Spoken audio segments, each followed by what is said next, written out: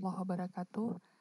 Baik, kita ketemu lagi dengan saya Melina Ekayan Fitri dalam membahas mengenai statistik deskriptif, yaitu analisis data berkala. Uh, Bahasa lainnya analisis data berkala ini adalah time series. Ya, biasanya ya dalam suatu kegiatan atau organisasi kita mengumpulkan data-data dari waktu ke waktu atau dari beberapa tahun atau beberapa bulan sebelumnya ya dikumpulkan data tersebut. Lalu dalam hal kenapa data dikumpulkan karena ingin melihat kondisi dari beberapa periode waktu yang sudah berlalu, lalu kita bisa melakukan prediksi di periode berikutnya atau melakukan peramalan-peramalan di periode berikutnya berdasarkan data yang ada. Jadi dalam analisis data berkala atau time series tersebut adalah kita mengumpulkan data dari waktu ke waktu lalu menggambarkan perubahan atau perkembangan atau kecenderungan suatu keadaan, kegiatan ataupun peristiwa ya. Lalu gunanya tadi itu adalah untuk menentukan atau untuk melakukan peramalan-peramalan kondisi di akan datang berdasarkan data-data di masa lalu. Peramalan ini bisa saja dalam hal kalau dalam organisasi atau perusahaan misalnya dalam perencanaan produksi atau dalam pemasaran, keuangan atau sumber daya manusia atau menentukan jumlah karyawan yang akan datang atau dan sebagaimana banyak yang terjadi dalam kehidupan sehari-hari bisa kita lakukan peramalan-peramalan sesuai dengan kondisi dan waktu tertentu ya. Lalu berikutnya jika kita jelaskan sedikit, dia itu mirip ya persamaannya itu mirip dengan persamaan regresi ya. Dia adalah dalam hal ini kita bahas dia adalah bentuknya linear ya. Di mana kita lambangkan variabel-variabel tersebut ya atau perubahan pergerakan data berkala dilambangkan dengan Y. Nah, data-datanya Y1, Y2, Y3 sampai Yn. Kalau dalam regresi Y itu kita sebut dengan variabel terikat atau variabel tak bebas ya. Di mana Y ini berkaitan dengan periode-periode tertentu. Data-datanya itu tergantung pada data-data di waktu tertentu. Nah, dalam data berkala ini waktu atau periode dilambangkan biasanya dengan T atau biasanya juga ada yang melambangkan dengan X ya. Karena kita kaitkan atau kita mirip-mirip dengan persamaannya adalah persamaan regresi, jadi kebanyakan ada yang menggunakan dengan simbol X. Tapi di buku-buku luar negeri yang beberapa buku yang saya lihat itu kebanyakan menggunakan T ya. Y akan berubah apabila X atau T juga berubah ya. Hal ini dapat diwakilkan oleh fungsi di mana fungsi Y sama dengan fungsi daripada bentuk variabel X atau fungsi dalam bentuk variabel T atau Fx atau Ft gitu ya. Nah, di bawah ini ada grafik ya atau gambar di mana gambar ini adalah kalau kita lihat di sini ada besarnya biaya iklan dari tahun 85 sampai tahun 1994. Di sini bisa kita lihat kecenderungannya ya. Ini berapa tahun nih? 85 sampai 94 sekitar 10 tahun lah ya. Kecenderungannya di tahun 85 sampai 86 dia meningkat, di tahun 87 dia menurun, tahun 88 dia naik lagi dan naik lagi paling lebih tinggi 89 lalu turun lagi 90 dan seterusnya. Nah, ini terlihat seperti pergerakan. Nah, dari bentuk data yang kita lihat seperti ini, kita ingin meramalkan kondisi di tahun berikutnya. Apakah akan terjadi pergerakan seperti ini atau tidak? Nah, itu secara garis umum kita mempelajari atau mengetahui tentang analisis time series atau data berkala. Lalu berikutnya ini ada penggolongan atau gerakan data berkala tersebut ya. Jadi dalam hal ini gerakan ya kita sebut dalam data berkala di mana gerakan-gerakannya itu ada 4. Itu yang pertama adalah jangka panjang ya kita simbol dengan T, lalu ada gerakan siklis C ya, ada gerakan musiman atau seasonal atau S, lalu gerakan tak beraturan atau irregular atau kita simbol dia dengan I. Menurut pendapat paham klasik ya bahwa data berkala itu merupakan hasil perkalian antara tren jangka panjang dengan gerakan siklis, gerakan musiman dan gerakan tak beraturan. Sedangkan menurut ahli statistik dia itu adalah penjumlahan dari keseluruhannya. Ini teori ya. Lalu kita lihat di sini ada tren jangka panjang ya.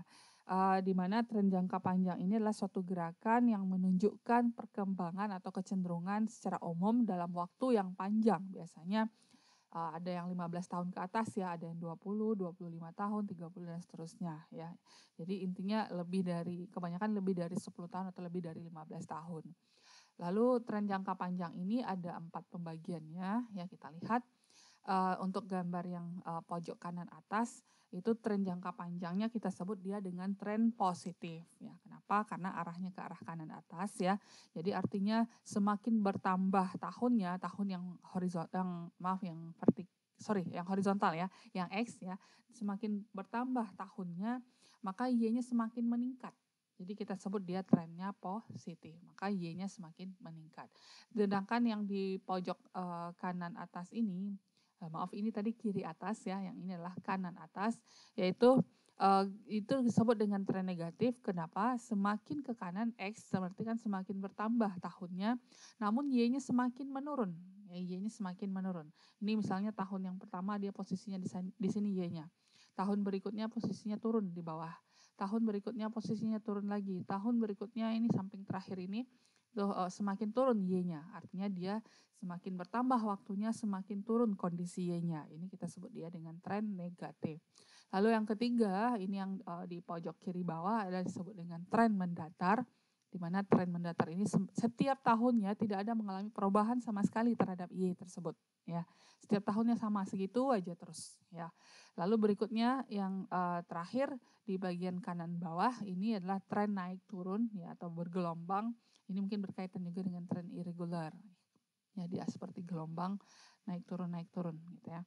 Nanti kita lihat lagi ada gerakan siklis ya. Nah, gerakan yang kedua ini adalah gerakan siklis, gerakan naik turun di sekitar garis tren dalam jangka waktu yang panjang. Nah, panjangnya ini bisa 3 tahun, 5 tahun atau lebih ya. Di mana gerakan siklis namanya siklus ya, seperti ada siklus tertentu yang terjadi secara berulang-ulang dalam waktu 3 tahun atau dalam waktu setahun atau 5 tahun. Tapi kalau ini kan jangkanya waktu lebih panjang, yaitu 3 tahun, 5 tahun dan seterusnya. Biasanya dalam kegiatan bisnis dan ekonomi gerakan ini dianggap siklis jika dia berulang-ulang di periode tertentu ya, dia berulang-ulang. Kalau dalam gambarnya bisa kita lihat di sini. Nah, ini dia dalam jangka waktu yang lebih panjang, itu 3 tahun atau lebih ke atas. Nah, ini dia seperti siklus ya, mengalami puncak, terus nanti dia menaik ya, dari bawah menaik, mengalami kondisi yang tertinggi, lalu dia mengalami kontraksi, lalu turun lagi kondisinya, nanti naik lagi, lalu turun lagi, naik lagi, turun lagi. Nah, ini kan seperti siklus. Ini misalnya selama 3 tahun misalnya, selama 3 tahun dia mengalami dari ke nol, lalu ke puncak, lalu dia mengalami penurunan. Lalu dia bangkit lagi, 3 tahun kemudian dia mengalami hal seperti itu juga, lalu turun lagi. Nah, itu dia seperti siklus ya, ada siklus tertentu. Nah, ini namanya ya, ada masa prosperity atau kemakmuran, itu yang masa puncak ya. Lalu di sini ada masa kemunduran, contraction ya, atau recession ya, kontraksi. Lalu ada masa penurunan atau depresi atau lembah, di sini posisinya ada perbaikan di posisi yang keempat atau recovery ya. Nanti ini berulang lagi setelah 4 ini, dia mengalami prosperity lagi, lalu mundur lagi, lalu depresi, lalu perbaikan lagi. Nah, begitu seterusnya. Jadi seperti berulang-ulang atau siklus ya. Lalu yang berikutnya yang ketiga tadi adalah gerakan musiman. Nah, kalau gerakan musiman ini dia mirip dengan gerakan siklis, tetapi kalau gerakan musiman ini waktunya lebih pendek ya, kurang dari 1 tahun atau hanya 1 tahun. Nah, contohnya adalah ini ya, misalnya ya, ini kayaknya lebih dari berapa tahun, atau ini gelombangnya dalam 1 tahun terjadi seperti ini. Dia musiman ya, atau seasonal. Nah, contohnya Hari Raya Idul Fitri, harga pangan biasanya meningkat. Jadi setiap Hari Raya Idul Fitri periodenya harga pangan itu akan meningkat ya.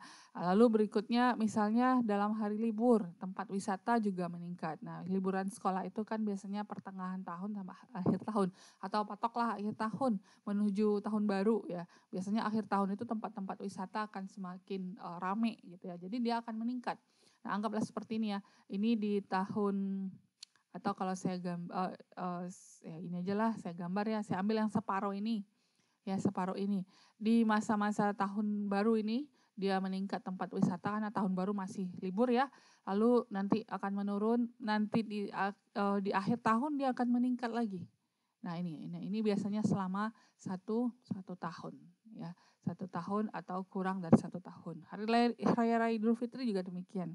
Atau mungkin musim buah ya, panennya bisa 2 kali dalam setahun atau 3 kali dalam setahun. Ini musim panen, ini musim panen, ini musim panen. Ya, seperti 3 kali dalam setahun. Atau kurang dari 1 tahun juga boleh. Nah ini gerakan musiman ya. Lalu berikutnya, nah ini juga ada contoh yang lain, melonjaknya pengunjung kafe saat malam minggu, ya biasanya malam minggu kan libur gitu ya, karena udah terbiasa, jadi malam minggu itu tempat-tempat nongkrong rame. Lalu berikutnya pengaruh lain seperti musim, adat istiadat, dan kebiasaan. Oke, langkah terakhirnya itu adalah gerakan tak beraturan atau irregular. Nah gerakan ini bersifat gerakan yang polanya tidak teratur atau sporadis dan tidak bisa diperkirakan terjadi dalam waktu singkat.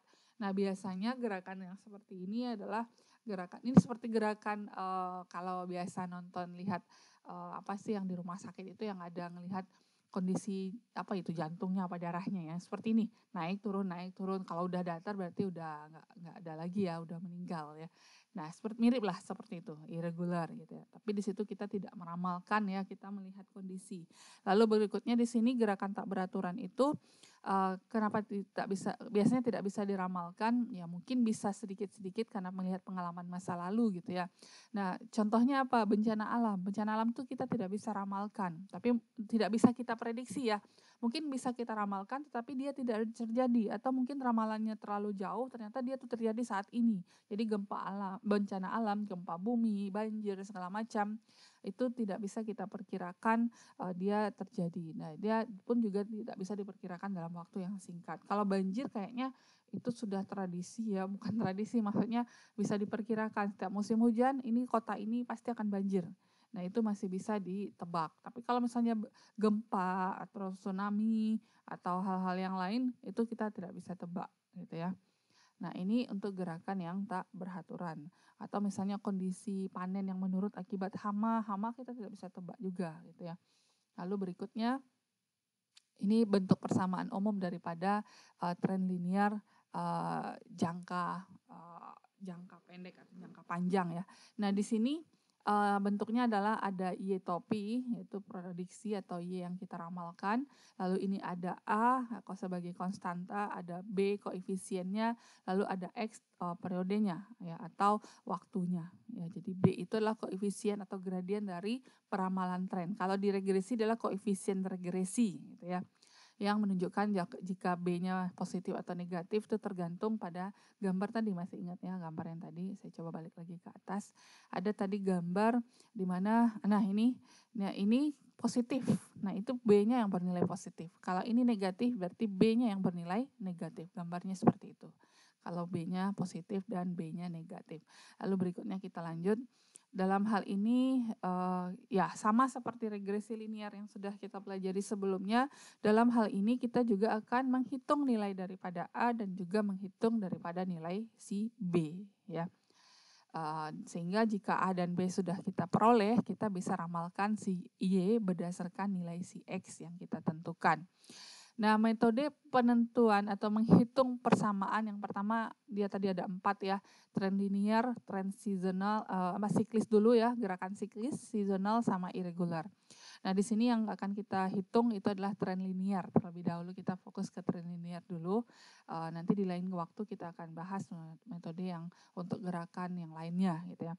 Nah, di sini ada 4 metode menghitung persamaan tren linear. Jadi yang persamaan yang tadi, maaf saya bolak-balik ya, Y sama dengan A tambah BX ini adalah persamaan tren linear. Ada 4 metode. Yang pertama yang paling sederhana itu adalah metode bebas. Lalu ada metode setengah rata-rata, ada metode rata-rata bergerak, dan yang keempat adalah metode kuadrat terkecil. Ya, kita lihat yang pertama metode bebas ya. Metode bebas ini ya kita bebas menentukan 2 titik daripada data-data yang kita plot, lalu kita bentuk dia persamaan garis linear ya. Nah, persamaan titik-titik yang kita peroleh itu subjektif sifatnya, tergantung siapa yang menghitungnya ya, tergantung. Misalnya si A menghitung titiknya adalah yang paling pojok bawah dengan pojok atas, nanti kita lihat gambarnya. Si B mungkin dia di tengah-tengah, jadi hasil persamaannya pun juga akan agak berbeda ya. Jadi ini bebas, terserah gitu.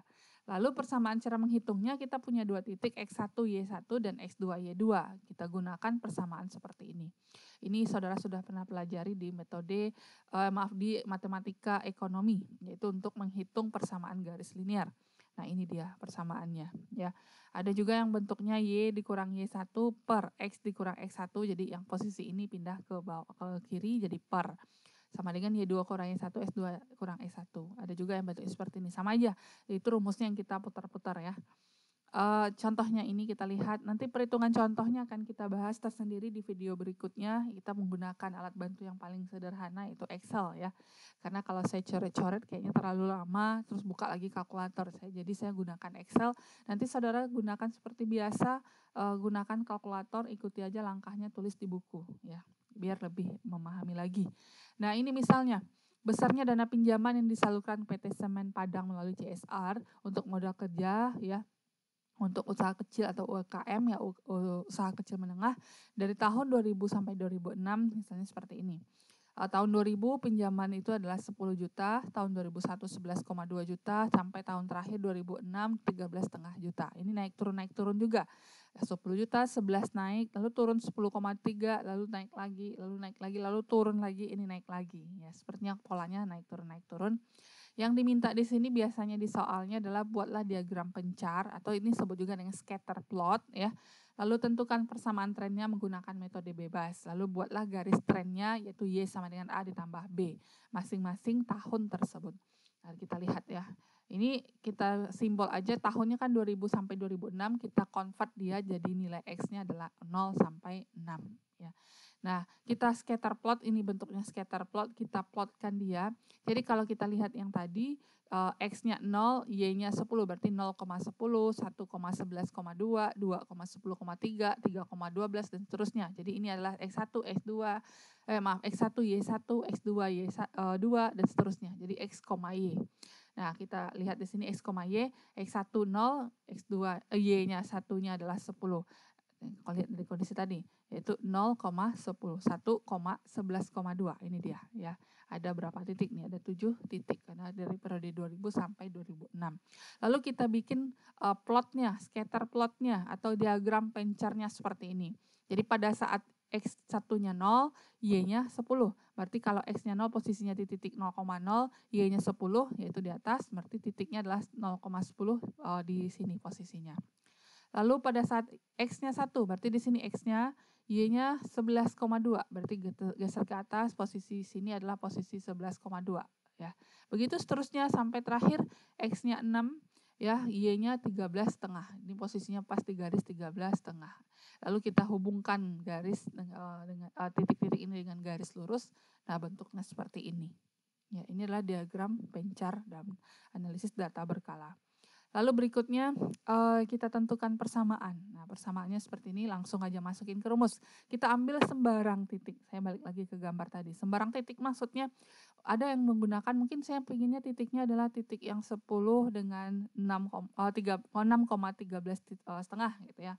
Mungkin ada sebagian yang saya pinginnya 1,11 setengah dengan 5,9. Ya, terserah suka-sukanya dia, tapi sebaiknya kita cari garis yang ambil 2 titik, lalu kita garis dia, lalu cari titik-titik lain itu dekat dengan garis tersebut. Nah, itu yang bisa kita coba ya. Saya coba maksudnya seperti ini. Kita ambil sembarang titik ya, ini saya coret aja. Lalu kita ambil garis, misalnya saya pengennya garisnya titik dari yang paling pojok ini dengan yang sini. Nah, lihat titik-titik yang lainnya itu lebih banyak cenderung dekat dengan garis tersebut. Itu yang lebih baiknya yang kita pilih. Itu kalau misalnya titik ujung. Coba kita lihat lagi, kalau saya pinginnya di sini misalnya. Titiknya di sini, garisnya yang kita ambil. Kayaknya ini terlalu jauh ya, titik yang paling pojok ini terlalu jauh dengan segaris ini. Mungkin agak kurang tepat lah gitu ya. Tapi kalau mau coba juga nggak masalah karena kan bebas. Nah, saya pinginnya ini sekali, titik yang paling ujung dengan titik yang di tengah ini, urutan keempat. Kita hubungkan dengan garis lurus. Nah, ini coba lihat lebih banyak yang dekat apa tidak. Gitu. Terserah, nanti bandingin aja. Ini kayaknya lebih banyak yang lebih dekat ya, kecuali yang terakhir di bawah. Kalau tadi yang dari ujung ke ujung, lebih dekat lagi, lebih banyak. Yang di bawah ini agak lebih dekat daripada yang tadi. Jadi kalau saya milih, saya akan ambil dari ujung ke ujung titiknya. Ya. Ini cara menentukannya. Nah, kita lihat di sini, di soal ini kita milihnya titiknya adalah tidak ujung ke ujung ya, 2,10,3 dan 4,13,1. Berarti dari titik ini, titik 2,10,3 dan 4,13,1. Dari titik yang ketiga dengan titik yang kelima. Ini yang saya pilih. Jadi kalau saya gambar tadi garisnya seperti yang tadi, berarti garis yang saya buat wakil itu adalah dari sini ya menuju ke sini. Nah itu. Nah, ini gambar garis yang akan kita bentuk. Nah caranya gimana? Ya gunakan persamaan yang tadi. Jadi titik yang kita ambil itu adalah 2,10,3 dan 4,13,1. Jadi duanya itu sebagai X1, ini sebagai Y1, ini X2 sebagai Y2. Nah tinggal masukin ke persamaan. Y1 ganti dengan angka Y1 dan seterusnya Y2 dengan angka Y2 ya, X1 dengan angka X1, X2 dengan angka X2, ganti variabel-variabel tersebut dengan angka-angka yang telah ditentukan di titik tersebut. Lalu yang Y dan X biarkan saja karena dia semua hanya sebentuk variabel ya, variabel yang akan kita tentukan persamaannya. Lalu hitung ya, hitung. Setelah kita masukin angka-angkanya, ini hitung, kurangkan terlebih dahulu, dibagi dengan yang di bawah atau penyebutnya, lalu hitung keseluruhan. Dapat angka kalikan dengan X, kalikan dengan min 2 ya. Ini dapat 1,4X dikurang 2,8. Lalu Y-nya ini sama dengan 10,3 negatif kita pindah ruaskan. Jadi positif 10,3 dan dikurang 2,8 ditambah 1,4. Ini kurangkan dia dapat 7,5 tambah 1,4. Jadi kita perolehlah persamaan Y sama dengan 7,5 ditambah 1,4. A-nya 7,5, B-nya adalah 1,4. B-nya bernilai positif berarti ini data ini adalah trennya positif ya. Nah ini persamaannya, kalau menghitung manual nanti kita akan cobakan di Excel ya. Ini secara garis besar aja saya lihat. Lalu berikutnya metode, nah sebentar. Ya ini metode setengah, mana ini? Metode setengah rata-rata. Kalau yang tadi sebelumnya ini, sorry saya bolak-balik. Ini kita melakukan peramalan, ya ini melakukan peramalan angka-angkanya. Lalu berikutnya kita lihat metode setengah rata-rata. Persamaannya masih linear seperti ini, jadi bentuk umum dari persamaan linear itu adalah Y sama dengan A ditambah BX, akan kita gunakan A dan B-nya perhitungannya yang agak berbeda. Jadi setengah rata-rata ini kita membagi dua data, lalu kita hitung data rata-rata dari setengah data tersebut, dari data yang kita bagi itu hitung rata-ratanya masing-masing. Nah ini udah ada dua data ya, 1, 2, 3, ini ganjil. Kalau ganjil tentu kita ambil aja 3 pertama dan 3 yang terakhir, di tengah tidak kita hitung. Ya, di tengah tidak kita hitung. Jadi data itu kita bagi 2. Kalau genap berarti kita bagi 2 pas sama banyak ya, sebelumnya dan setelahnya. Nilai ini langkah-langkahnya ya. Nilai Y membagi kumpulan data menjadi 2 bagian yang sama. Jika jumlah tahunnya ganjil maka tahun yang berada di tengah diabaikan. Seperti yang saya jelaskan tadi. Lalu hitunglah rata-rata untuk setiap bagian. Nah untuk nilai X jika berada pada tahun yang di tengah, nilai X berada pada tahun yang berada di tengah masing-masing bagian. Jadi kalau misalnya tadi di sini ya, nilai X-nya ya untuk X yang sama dengan 0 itu berada di tahun 2003. Lalu ke sini 1 ke atas min 1 ya, ke samping sebelumnya itu adalah min 1, min 2, min 3, kalau ke sini 1, 2 dan 3 gitu ya. Nah, ini itu secara umum ya. Nah, ini sama soal yang tadi.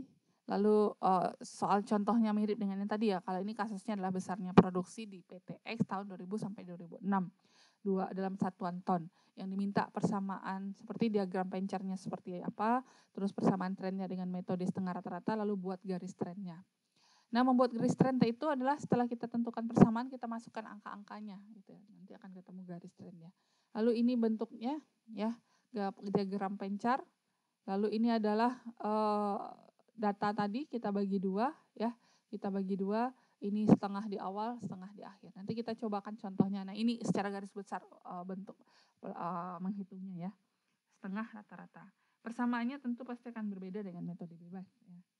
Tapi mungkin prediksinya yang akurat itu yang akan kita perhatikan, yaitu prediksi yang nilai errornya, kuadrat errornya dengan nilai data sesungguhnya kecil, kita anggap itu yang lebih akurat, lebih kita pilih karena kesalahannya sekecil gitu ya, kesalahan kuadratnya kecil. Lalu yang ketiga adalah metode rata-rata bergerak. Ya, metode rata-rata bergerak ini kita tidak meramalkan, kita hanya melihat pergerakannya saja ya. Ada yang 3 periode, 4 periode, 5 periode, dan seterusnya. Kita lihat contoh di sini gambarnya seperti apa. Di sini adalah menghitung rata-rata bergerak dasar 3 tahun, 4 tahun, dan seterusnya. Kita lihat garis tren. Misalnya kalau 3 tahun rata-rata bergeraknya, kita menghitung rata-rata di tahun yang pertama ini kita simbol dia X-nya tahunnya kita ganti menjadi 0, tahun kedua jadi 1 dan seterusnya. Jadi kita mulai dari angka 0 ya dan mengikut ke bawah tahunnya. Lalu misalnya bergerak 3 tahun, hitunglah 3 tahun pertama berapa rata-ratanya. Dapat di sini. Lalu bergerak berikutnya mulai dari tahun yang kedua atau periode ke-1 sampai periode ke-3 ya. Dan seterusnya. Jadi 3 tahun, 3 tahun, 3 tahun seperti gerakan rantai ya, saling berkait, hitung rata-ratanya. Ini rata-rata bergerak. Nah ini gambarnya bisa kita lihat. Kalau ini data asli ya, yang biru ini adalah data asli trennya seperti ini. Kalau 3 tahun kita lihat garis yang merah. Kalau yang 4 tahun tadi kita lihat yang garis yang hitam. Ya. Ini hanya melihat pergerakan data 3 tahun, 4 tahun dan seterusnya. Gitu ya. Dari sini bisa kita lihat juga 3 tahun gerakan 3 tahun garisnya seperti ini gitu ya. Ke atasnya kita bisa kira-kirakan garisnya seperti apa dan dulu kita bisa hitung berapa angka kira-kira yang akan muncul di periode berikutnya. Nah, yang terakhir itu adalah metode kuadrat terkecil. Kita gunakan persamaan least square ya. Y sama dengan A ditambah BX di mana A persamaannya adalah sigma Y per N dan B sigma X Y dikalikan ya dibagi dengan X kuadrat. Nanti akan ketemu angka-angkanya. Ini ya persamaan trennya. Ya, di mana persamaan tren ini adalah persamaan contoh yang tadi juga kita buat ya. Kita hitung nilai A-nya, kita hitung nilai B-nya. Di mana nolnya itu berada di angka yang di tengah. Kalau tadi di sebelum-sebelumnya kita nolnya berada di awal ya. Nah, ini cara pengaturannya. Nanti akan kita coba perhitungannya dengan eksa. Ini secara garis besar, maka diperoleh persamaan Y 3,56 tambah 0,03 ya. Lalu berikutnya, nah ini gambarnya. Dari keempat metode ini lebih cenderung menggunakan metode yang terakhir karena lebih sepertinya lebih sedikit nilai errornya. Tapi mungkin tergantung kondisi ya, kita lihat nanti di contoh soal. Lalu ada lagi namanya persamaan tren kuadrat untuk jangka panjang ya, atau non-linear. Ada yang kuadrat, ada eksponensial, ada persamaan lainnya. Nah ini kita bentuk persamaan tren kuadrat, jadi ada 3 yang akan kita hitung persamaannya. A, B, dan C akan kita hitung ya. Di mana A, B, C itu adalah persamaan kuadrat karena ada variabel X-nya atau waktunya itu ada yang dikuadratkan. Ini persamaan yang kita hitung. Mungkin terlihat rumit, tapi kalau setelah kita hitung satu-satu nanti tidak akan. Ini akan gampang insya Allah.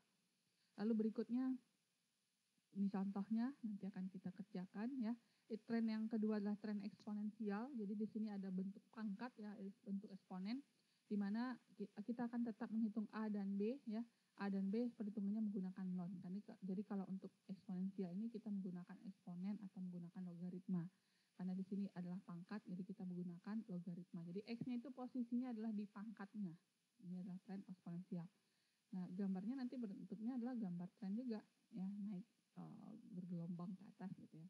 Nah, itu secara garis besar mengenai non-linearnya. Kita ambil 2 aja ya, 2 persamaan tren non-linear itu kuadrat dan eksponensial.